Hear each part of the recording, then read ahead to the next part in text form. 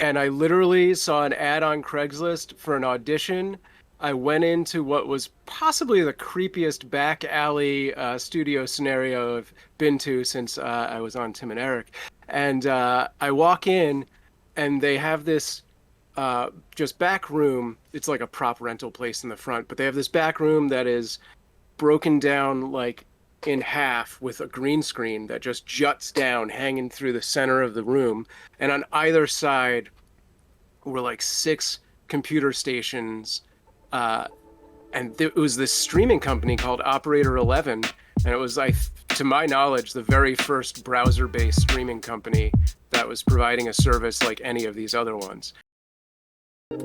Gaming Morning Show continues. Thank you for being with us. It is the Monday edition of the show, and we are glad to have Sam Proof join us now. We're talking to a live streaming and content creation expert who's going to tell us about an exciting event coming up on February the 12th. We just talked about the actual SuPurr Bowl. This is the SuPurr Bowl, and that is coming up in partnership with Cute Avalanche, which is the channel that you're behind, Sam Proof. It sounds like you've been doing the streaming and content creation game for a long time, since probably, what you said, 2005? Yeah. That's right. How did you get into this in the first place? Because, for us, we started in 2020. I know there's a lot more people doing it nowadays. What brought you to the game early? I answered a Craigslist ad. So I'm out in Los Angeles. I was living in Hollywood trying to make it as an actor, actually trying to make it as a writer, but I was like, well, screw it. I'll just do the acting thing in the meantime. And I literally saw an ad on Craigslist for an audition. I went into what was possibly the creepiest back alley studio scenario I've been to since I was on Tim and Eric. And I walk in, and they have this just back room. It's like a prop rental place in the front, but they have this back room that is broken down like in half with a green screen that just juts down, hanging through the center of the room. And on either side were like six computer stations. And it was this streaming company called Operator 11.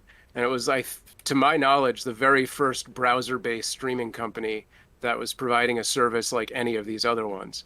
And yeah, they just had us come in for an hour or more and do a show. So I did shows on, I had a bunch of friends doing art. So I did a show on art at the time. I did a show on comedy, and it just was like this amazing thing that I'd found, and I could never put it down ever since. And so your latest event, tell us a little bit about Cute Avalanche and this event that's coming up. Yeah, so Cute Avalanche started on the heels, unfortunately, of our cat passing away.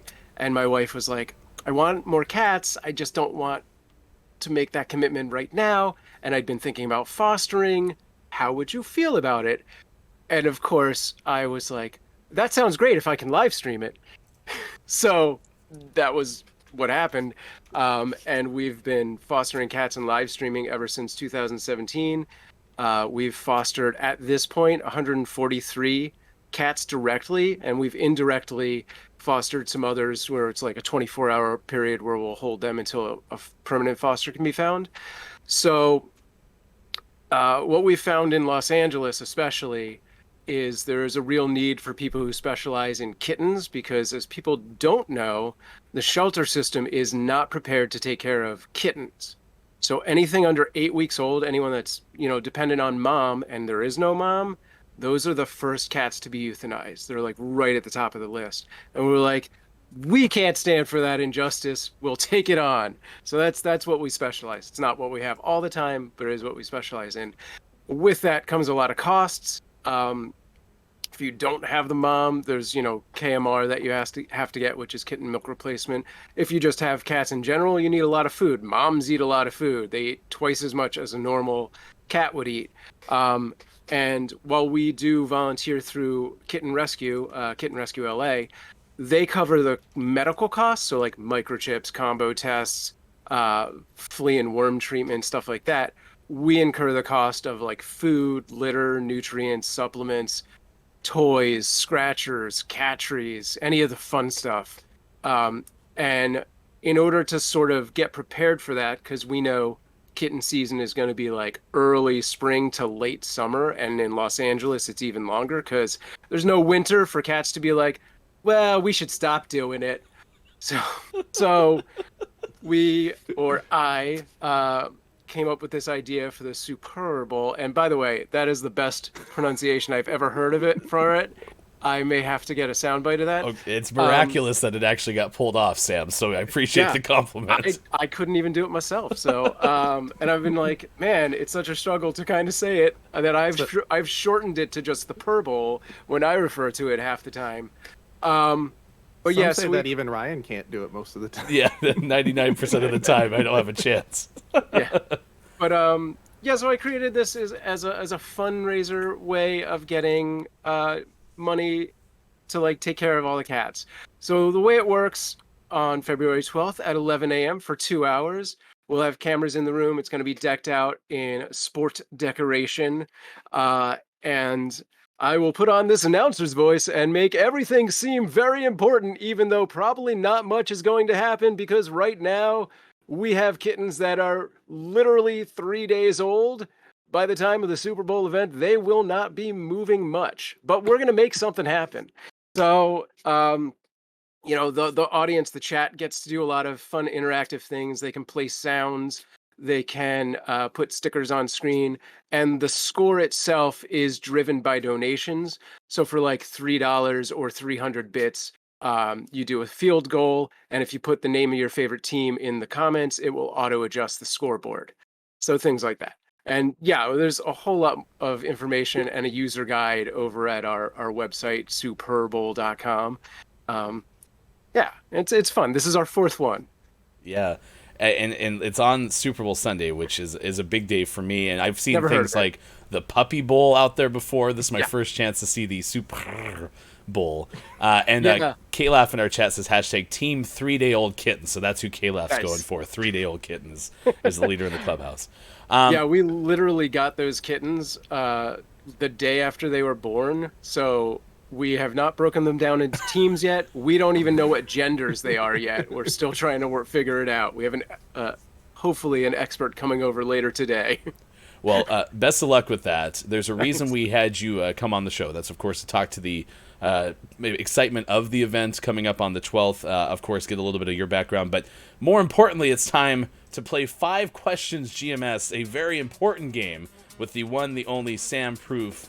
I don't know how prepared our people made you for this particular event, but not at all. Well, that's fantastic. Sounds pretty much exactly what you'd expect from the people behind GMS. I love it so much. Don't be prepared at all, because that's the way to get ready for this particular thing. All right, let me see. Let's get Sean on the screen, and once I do, then we'll be in good shape. Where'd you go, Sean? Why aren't you there? Oh, I know why. Oh, this will be easy.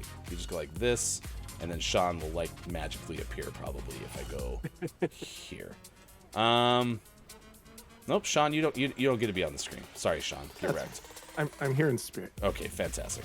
Okay, let's start with this. Sam Proof, question number 1 for you. In your Twitter bio for your handle at Sam Proof, you say you're riding the digital age's waves. So we're going to ask you about surfing actual waves, as one does. The question for you is, according to Men's Health, Sebastian Steudtner.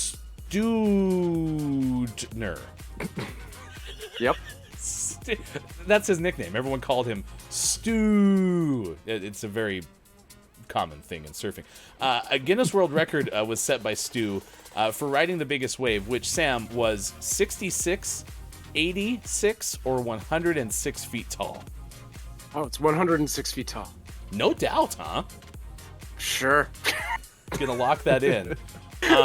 You know, I think 106 feet, Sean, you're a doctor, right? 106 feet is really tall. That's a scary amount of water. That's pretty tall. Yeah. Almost like a little too tall. Almost like unreal. Yeah. I mean, 106-foot wave, Sam, is kind of ridiculous if you think about it. I mean, all of those numbers seem ridiculous. True. What was it? What was the middle one? 80 something? There's 66, there's 86, and 106. Those are your options, all of which are good. I don't know, but 66. That's okay. That seems weird, right? Because 2 6s. Yeah. Sean, the That's guess is absurd. 66. Could you imagine like taking 66 and 106 and averaging those? That would be pretty cool. So like an 86. Yes. That's not bad. Yeah, Yes. like a right in the middle sort of wave. Yeah. Yeah. Ding. Yep, you're absolutely correct. First try. 86-foot Easy. wave. Could you imagine? No, that's too No. much. That's Absolutely bonkers. literally horrifying. Absolutely. That's bonkers. about 80 foot too much wave. Yeah, the German surfer was able to do this at 26.21 meters, surpassed, by the way, the previous world record of 80 feet. So, yeah, 6 more feet. You know, what's to stop someone from eventually reaching Who's- 106? Who's out there with the tape measure? With the Right. like That guy deserves the reward. 2. Number 2, we asked about your favorite material, possession, or brand. And you said you have a large collection of the original Zombicide board games and expansions. Tell us. Oh, perfect. I also see Mysterium back there. You got quite a Damn good collection back there. Oh yeah. So, related to Zombicide, tell us something that we should absolutely know about the game. You're gonna waste so much money. Does that count as a fact? Yes. Absolutely. So I think one of the interesting things about Zombicide is they're kind of the ones that like revolutionize the way board games use Kickstarter to like fund games. They were one of the very first to be like this big box game on Kickstarter with these really intricate minis, and they set up like 50 different stretch goals, and they do it like I think they release something every 3 months at this point, and they're just like pumping games out left or expansions, but they're just a machine, and like they really just set the bar of this is how you fundraise for a board game on Kickstarter. Nice. Which is such an important avenue for board games these days. Oh yeah. Okay. Judges. Ding, ding, ding. You are a genius. Perfect. 100% so far. We have a fun fact, by the way. Did you know that there's 1,377 different zombie-themed games, board games, according to Board Game Geek? That's crazy. That's. I mean, yes, I did. Is that a point? Oh, there you go. Yep. Yes. Nailed it. Correct. 3 for 2 so far for Sam Proof. We're going to ask you a third question because we do our research here. 3. And we spend ample amounts of time. Some would say 10 of minutes to figure out how to get this game set up. And ask you if you have a favorite joke, whether it's a dad joke or otherwise. You said a resounding yes. So, Sam Proof, what is your favorite joke? So, before I say this, the thing is, my favorite joke is really this gimmick I have with my wife where I explain jokes to her, which is really just to make me laugh, which is not funny for anyone else, but I do it, gross, on the live stream, the Cute Avalanche live stream, quite often when we come on. We do like 3 weekly chats, so I'll do that kind of thing. So you'll see me do that. So that being said, it's not very amusing for other people. It's really just for me. But here is a joke that I do like quite a bit, which I originally heard. I've heard it repeated several times at this point, but I originally heard it in, I think it was a Noah Baumbach movie. And oh God, it was probably Kicking and Screaming with Eric Stoltz. Great movie. Not the Will Ferrell movie. And it goes something like this. If somebody would be my call and repeat. How do you make God laugh? How do you make God laugh? Make a plan. That's it. That's it. I love that. Beep, bop, boop, beep, boop, bop, I also beep, like boop, dad beep. jokes quite a bit, but Beep, bop, boop, boop, It's a boop, thinker. beep, bop, beep, boop, boop, beep, bop. Ding. Oh, yes, I'm with you. That was fantastic. Yes. that's the one. Yeah, yeah. When it finally hits, it hits. Bob, it took Bob a second, so sorry. Nope. Sorry, it was actually me. I think that counts as at least a half point. Sean, did you get that one? Yeah, I got that. Okay. I think we could bump it up to like a 3/4 point. Okay, so Clearly he's laughing right now because that didn't work. My plan did not. There you go. 3.37? No, 3.75. Would that work? There you go. Math is tough. 4. Number 4, we asked for something you seem to know a lot about that not many others seemingly do, and you said streaming, cats and cat fostering, and pizza. And we've talked about cats, we've talked about streaming, so what's your favorite pizza? Oh man, like we're talking topping wise, or specifically a very specific location. Yes. More topping, I think. Okay. Unless you have a really good location that we need to check out. I mean, I can answer the yeah. Let's go deep. If you're in Los Angeles, in Larchmont Village, there is a pizza place called Village Pizza. The owner is originally from the village of New York, like, you know, the big city, what they call the village. That's, if you understand, that's what it is.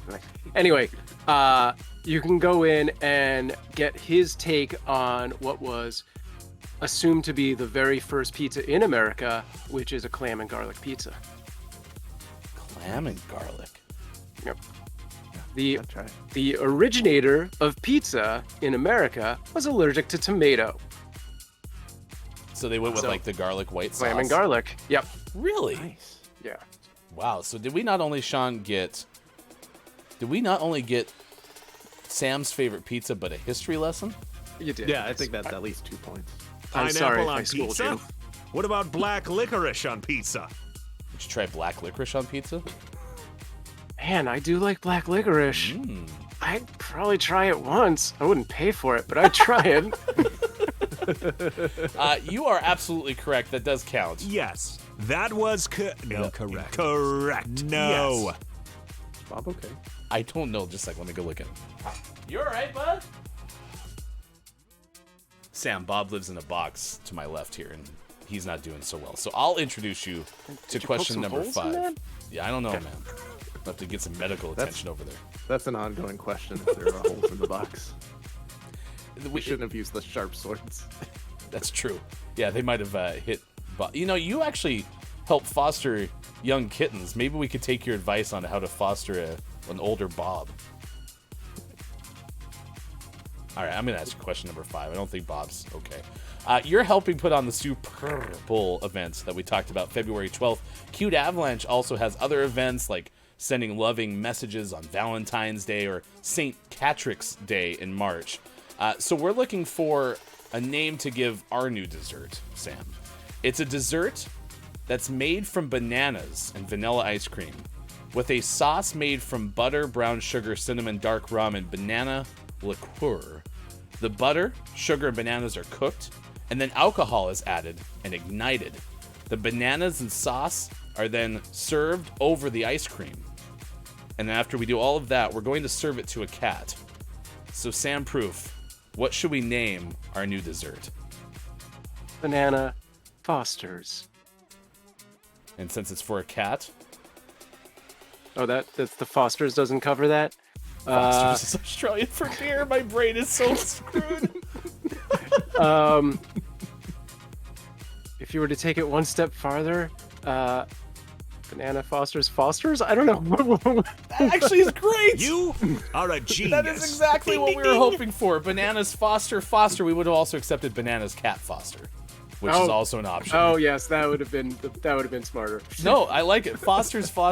Sean, you're the mathematician in this group. What was our final score? It was about 69 out of 5. What? It's a Nice. record. Bonus points for the pizza. Absolute record. That's true. The pizza was a very good pull.